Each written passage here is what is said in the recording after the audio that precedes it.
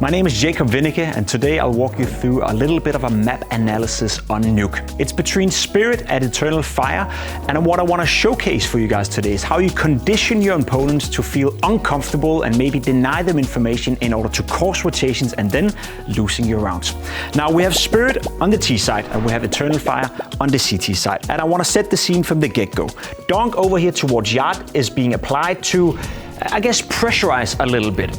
According with Donk right here, there's also two smokes being put down. One here and one here, which is going to deny the vision for the player up here in CT spawn, so he no longer knows whether or not anyone can cross down towards secret. So with those two smokes, you're conditioning the opponent and forcing them to make a calculated guess whether or not someone is going down secret, which is why they have placed a player down towards secret already here. So the CT defense have now been spread thin from the get-go. Now what's going to happen now is that Spirit is going to stay inside the lobby, and what they're hoping for is some sort of reaction for Eternal Fire. However, they're playing very defensively. As you can see the way it's set up right now as well, you have a player very defensively out here, you have a player down towards secret who's super defensive, you have two players inside who at this point haven't made a move or haven't pushed or haven't done anything, and you have a player boosted on ramp as well in a very isolated position where he cannot rotate away. When you're in this position right here, you're fighting till you're dying.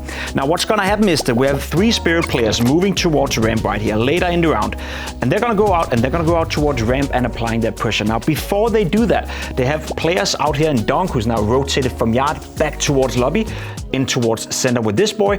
They're gonna throw Molotovs towards inner. I believe they're Molotoving behind the second vent. They're Molotoving somewhere on the side as well. And they're also gonna throw a smoke towards gate. Now what that does is that they're trying to sell the idea that they're going inside. Meanwhile, three players from Spirit are moving in towards ramp and they're actually going out ramp right here. Now Jota, who's in the boosted position, he's getting a double kill, which in itself is very well handled by him and not according to plan by Team Spirit. But what happens subsequently as well is that they are reading this fake. So the Eternal Fire players have no information whether or not Spirit are faking inside and already are in secret. They may think that, okay, they're gonna go three guys towards ramp. They already have two guys secret, so they're gonna do a lower crunch, which means that these two players in Matcha and Wycadia, they feel the pressure to do something. They feel the pressure to get some sort of information.